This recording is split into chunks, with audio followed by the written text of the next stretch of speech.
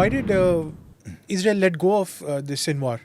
He was in your prisons. Because the Gilad Shalit deal, speaking of hostages, we had a soldier that was kidnapped and we released about 1,000 terrorists. Why did Israel let go of this Sinwar?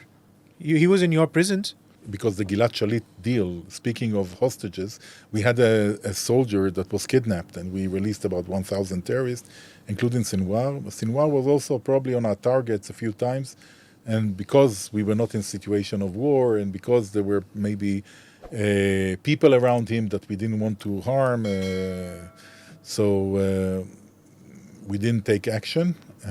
But now we have to look again. No one expected that October 7 will happen.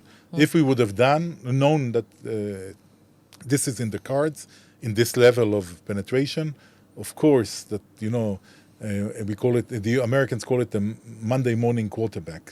Of course, retrospectively, in hindsight, retrospectively, we would have done things differently. But now we know already, we understand, and we will do things differently. And the first thing is the security of the people of Israel and making sure it will not happen again and bringing back the hostages. These are the two concerns. Hostages are very important because beyond the fact that there are children there and people from one was 9 months when he was kidnapped and the oldest were in late 80s. Beyond that, it's part of the cohesiveness of the Jewish society. So there have been so many rounds of negotiations. There are countries mediating. In the current scenario, as we sit today on this date, who are the countries that are helping the mediation process?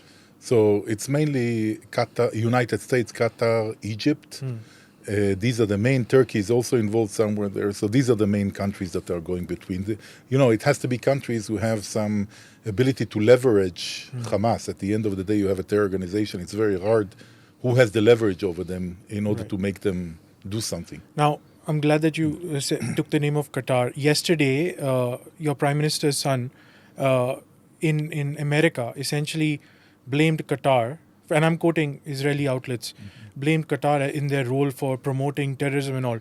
Doesn't this vitiate the mediation process?